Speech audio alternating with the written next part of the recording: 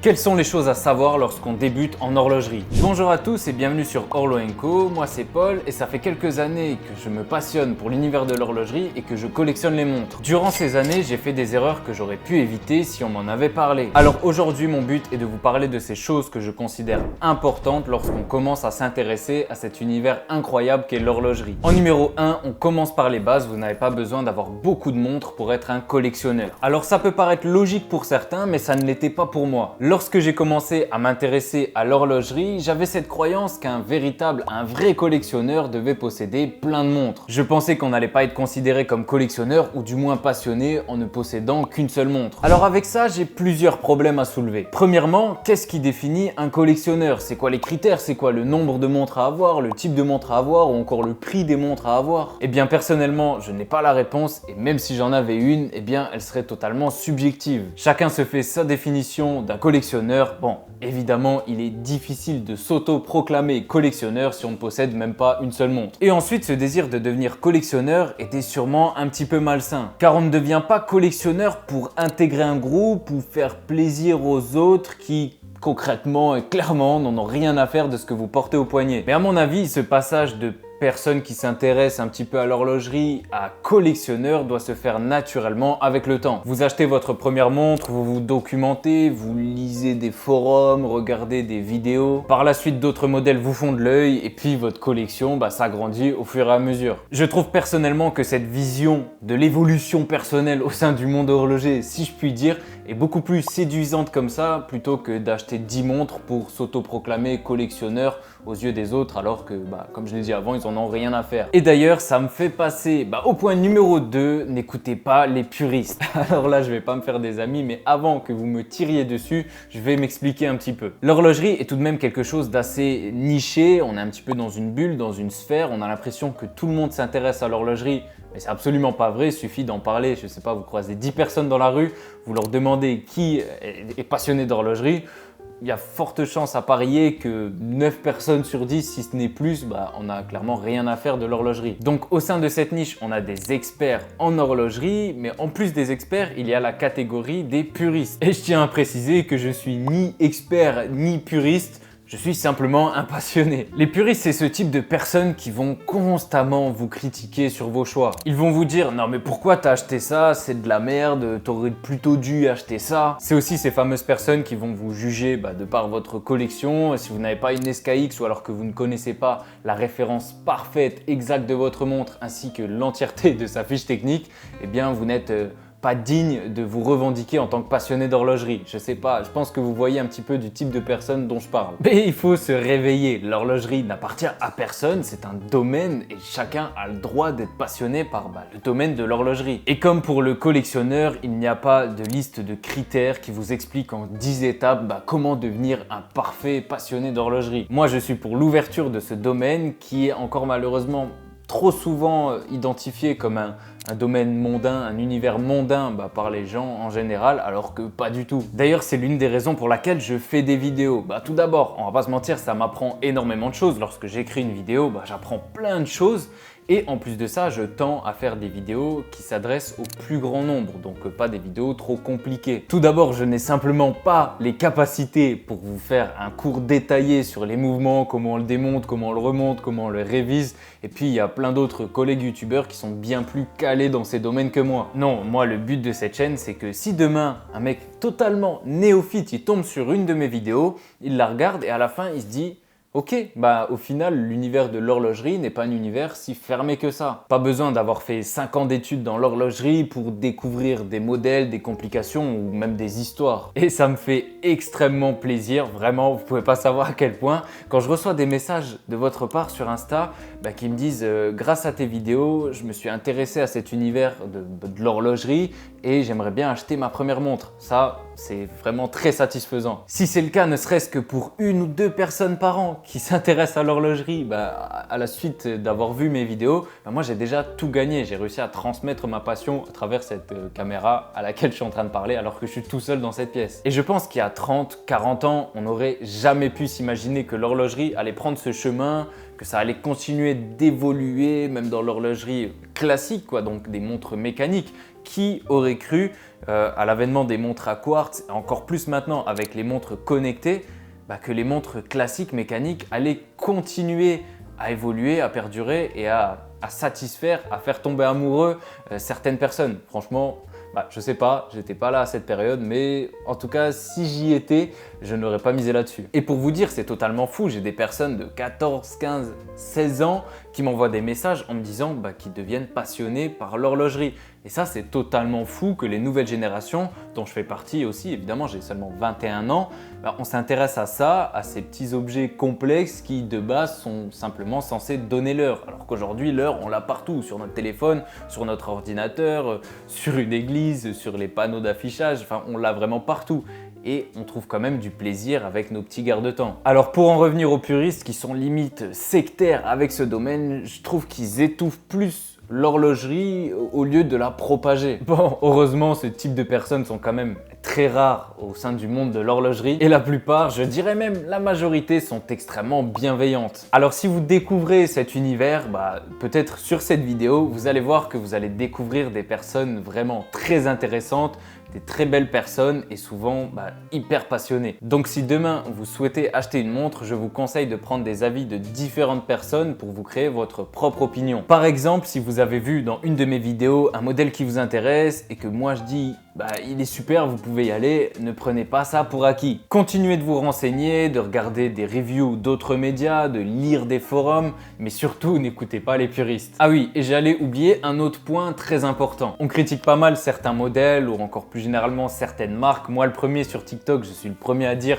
que les montres Cluse, Lacoste ou encore Diesel, c'est vraiment pas des montres ouf. Alors moi quand je dis ça, je donne mon avis et souvent ça fait réagir les gens. Eh bien c'est le but, car ça amène les gens à se renseigner, à se documenter et même certains vont découvrir que l'horlogerie ce n'est pas simplement aller acheter sa Festina à Histoire d'Or. Ils vont découvrir qu'il y a tout un univers extrêmement intéressant et passionnant derrière ça. Mais comme je l'ai dit à toutes les personnes qui me demandent un avis sur des montres, on va se le dire, pas ouf, eh bien c'est avant tout une passion. Et une passion ça marche aussi au coup de cœur. Alors si vous tombez amoureux d'un modèle critiqué par 99% des personnes sur internet, faites-vous quand même plaisir. Ce n'est pas nous qui allons porter votre montre, c'est vous qui allez porter une bouse à votre poignet.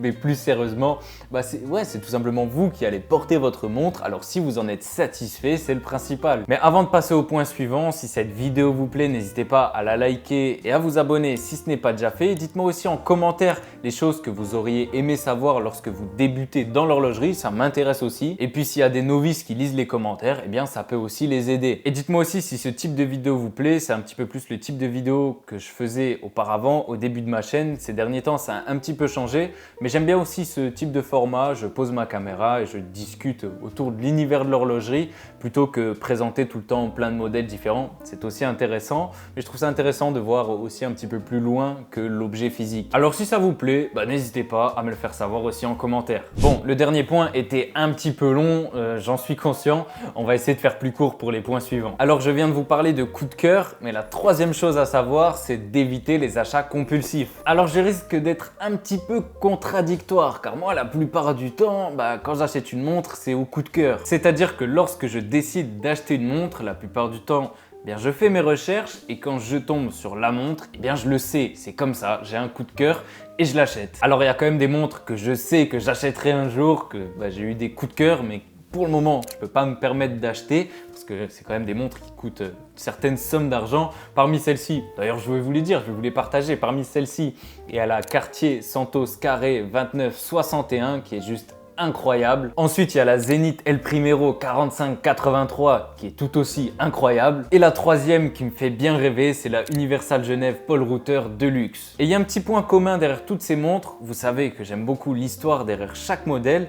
Pour la Santos, l'histoire c'est l'histoire avec Santos Dumont qui est très connue. C'est une des premières montres bracelet pour hommes. Pour la El Primero, c'est encore lié à l'histoire. C'est le premier chrono automatique en montre bracelet. Et enfin pour la Paul Reuter, au-delà que mon prénom c'est Paul, parce que là c'est Paul Reuter, ça y est, on a compris les blagues avec mon prénom, mais au-delà de ça, c'est une des premières montres, si ce n'est la première montre avec un micro-rotor. Et encore au-delà de ça, c'est tout simplement le premier design d'un mec qui s'appelait Gerald Genta. Ouais, celui qui a dessiné la Nautilus et la Royal Oak. Pour ces 3 montres, j'ai eu le coup de cœur et c'était encore plus double coup de cœur quand j'ai commencé à m'intéresser à l'histoire derrière chacune. Ben, moi, ça me parle. Une collection comme ça avec des montres assez significatives dans le monde horloger, bah, ça me parle totalement. En plus, dans un style vintage. Ah, je peux que valider. Bon voilà, ça n'avait pas grand chose à voir avec la vidéo, c'était juste un petit peu mes montres de rêve actuellement. N'hésitez pas non plus à me mettre une petite liste des montres dont vous rêvez dans les commentaires, avec peut-être 1 ou 2 anecdotes par modèle. Ce serait franchement un plaisir de vous lire. Pour en revenir à nos achats compulsifs, je pense qu'il est important de dissocier coup de foudre et achat compulsif. Et ça, eh bien, je peux aussi le relier au point numéro 1, lorsque je pensais que pour être un véritable collectionneur, un vrai, eh bien il fallait acheter plein de montres, j'en achetais sans forcément trop réfléchir. C'est-à-dire que je voyais un modèle qui me plaisait et hop, bah je l'achetais. Alors tout d'abord, on est bien d'accord, bah ça fait perdre de l'argent, ouais, on achète, on perd de l'argent et bien souvent c'est des montres qu'on va assez rapidement délaisser. C'est marrant parce que je vous fais une vidéo en vous disant ça, qu'il faut éviter les achats compulsifs, mais il y a 3 semaines j'en ai encore fait un. Je vous explique, je me lève un matin, tranquille, hop, petite douche, après je me prends un petit thé, je bois mon petit thé, j'ouvre Instagram.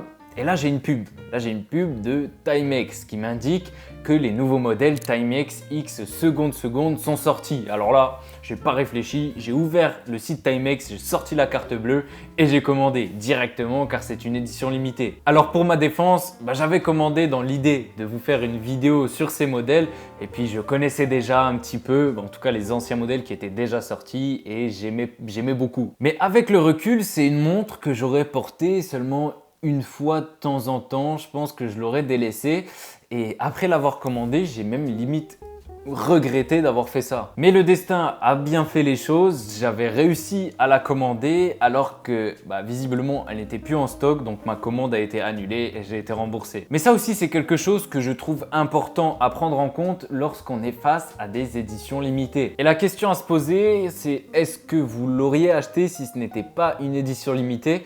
Dans la plupart des cas, pas sûr, en tout cas, moi je pense pas, j'ai pas acheté de Timex Q reçu pour le moment. Alors là, c'était une édition limitée, je l'ai acheté. En vrai, je sais pas.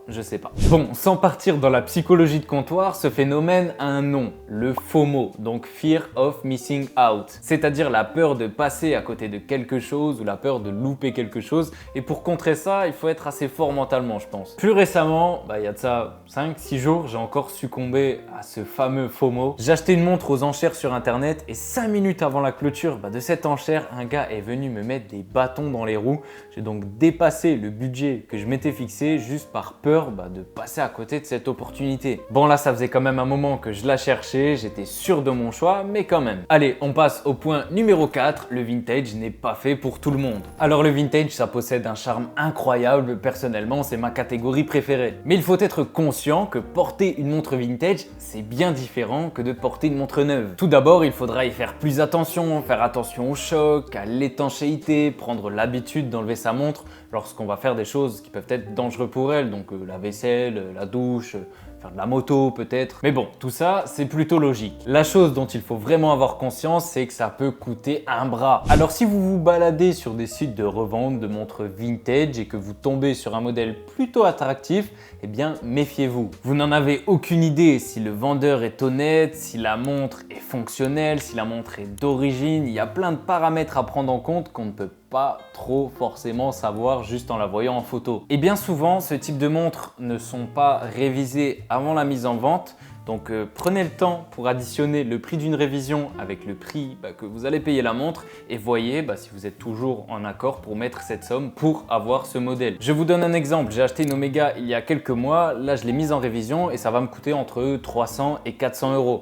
Ce qui est une somme, mais c'est pas encore excessif contrairement à certains modèles qui peuvent aller jusqu'à plus de 1000 €, dépasser largement les 1000 € pour une simple révision et encore plus exploser le budget si vous avez des pièces à changer. Et au-delà de la somme de la révision, il y a aussi le temps d'attente. Moi, ma Omega, là, ça fait 2 mois que je ne l'ai pas vue. Elle commence sincèrement à manquer d'ailleurs. Mais les révisions, ça peut durer longtemps et ça peut coûter cher, voire très très cher. Donc soyez certain de ce que vous achetez, soyez conscient des coûts que ça peut engendrer. parce que ce serait bête tout simplement de se ruiner pour son garde-temps. J'ai parlé des prix du vintage et aussi de la vente aux enchères. Eh bien, le point numéro 5, faites attention au prix que vous voyez. N'hésitez pas, lorsque vous comptez acheter une montre, regardez le prix qu'elle s'est vendue aux enchères et le prix affiché sur des sites comme Chrono24. Car sur Chrono, eh bien, c'est les vendeurs qui fixent le prix qu'ils veulent, alors que sur les sites de vente aux enchères, eh bien, c'est les acheteurs qui vont fixer le prix qu'ils sont prêts à mettre pour acquérir certains modèles. Et entre ces deux prix, eh bien,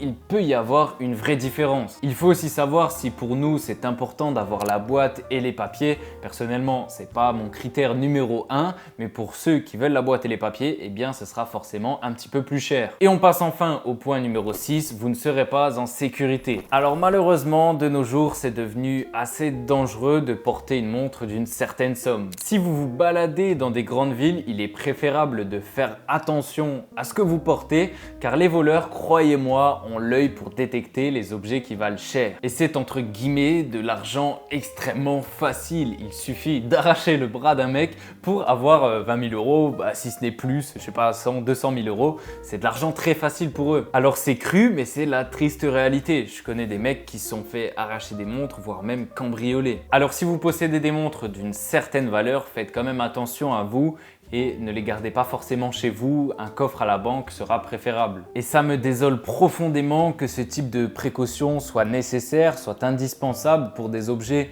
qu'on n'a pas volés, on a travaillé dur pour les avoir, bien souvent on y est fortement attaché, mais bon, c'est la triste réalité. Après je vous dis ça, mais je ne possède pas de pièces d'une très grande valeur, mais j'y ai été confronté de par mon entourage qui s'est fait soit arracher des montres, soit agresser dans la rue pour voler la montre ou encore même cambrioler. Et voilà pour 6 choses à savoir lorsqu'on débute dans l'horlogerie. J'espère que cette vidéo vous a plu. Si c'est le cas, n'hésitez pas à lâcher un petit like, un commentaire, un abonnement si ce n'est pas déjà fait. Moi je vous dis à dimanche prochain 18h30 pour de nouvelles vidéos sur l'horlogerie. Mais en attendant, n'oubliez pas, prenez soin de vos montres.